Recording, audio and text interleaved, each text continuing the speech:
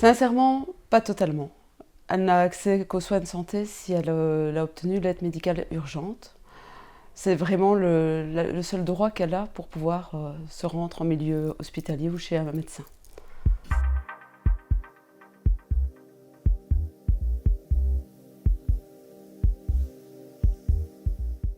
Non, ce sont les médecins qui inscrivent la pathologie, etc. sur un certain document. Ce document ressemble à un certificat médical, mais qui est très, très exigeant. Le médecin ne doit pas oublier de mettre son numéro INAMI, etc. Et c'est sur base de ce document que la personne obtiendra l'aide médicale urgente pour cette pathologie.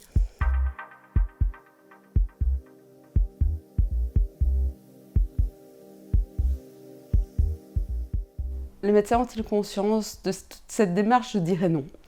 Je pense que les médecins se retrouvent, selon moi, non informés en tout cas de tout ce qui se passe. Donc c'est vrai qu'ils vont un peu à la va-vite, comme pour tout patient, et peuvent oublier en effet de noter certaines choses très spécifiques, de mettre leur numéro INAMI, etc. Et au-delà de ça, ils peuvent être confrontés aussi à cette difficulté de la langue. Une personne peut arriver ne parlant pas le français, le médecin n'est peut-être pas parfaitement polyglotte ou quoi que ce soit, donc voilà, il y a toute cette problématique qui est présente.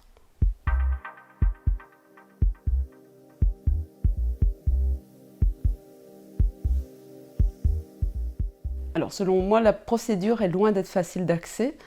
Déjà, il y a cette démarche de prendre rendez-vous, par exemple déjà chez le médecin, de trouver un médecin de famille, médecin traitant qui accepte de nouveaux patients. Ça, c'est déjà une chose, qui accepte de faire l'AMU, parce qu'il y a des médecins qui refusent. Ensuite, il y a la démarche aussi vers le CPS, il y a la démarche physique, le déplacement, qui n'est pas toujours évident pour les personnes de se déplacer, que ce soit en moyen de transport ou autre. Donc pour moi, c'est une procédure très compliquée. Et on vit quand même dans un pays où le papier est roi. Donc voilà, on est face, je vais dire, à toute cette problématique de déplacement, de compréhension qu'il faut X papiers, de trouver un médecin, de pouvoir avoir le moyen de téléphoner au médecin aussi, pour pouvoir prendre rendez-vous. Et au-delà de ça, toujours cette crainte de l'identité, on donne l'identité, cette crainte qu'on, je vais dire, d'être dévoilé ou etc. quoi.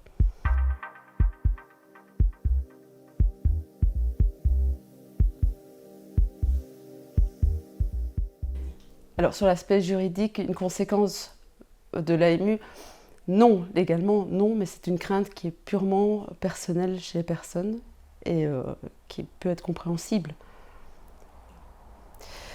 Ce sont des gens qui vivent, je vais dire, ces personnes essayent de vivre comme tout le monde, mais en sachant qu'elles doivent vivre malheureusement, si on peut employer le terme, cachées, par peur justement de se faire contrôler, de recevoir un contrôle, de se faire arrêter, de se faire expulser, etc. C'est la plus grande crainte chez les personnes.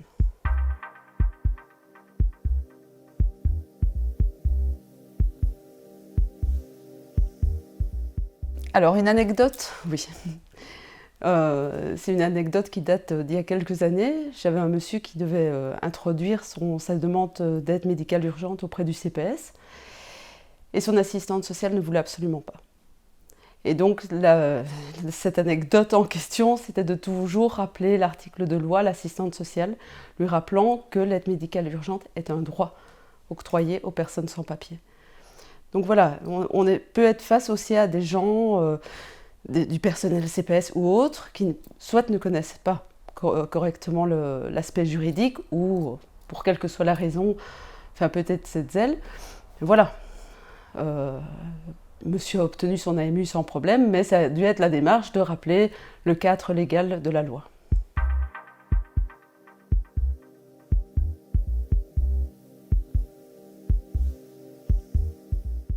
Un monde idéal et une procédure idéale, que tout un chacun ait accès aux soins de santé, quels qu'ils soient. Que ça soit pour un simple problème dermato, un problème ORL ou quelque chose de plus important, un soutien psy, etc.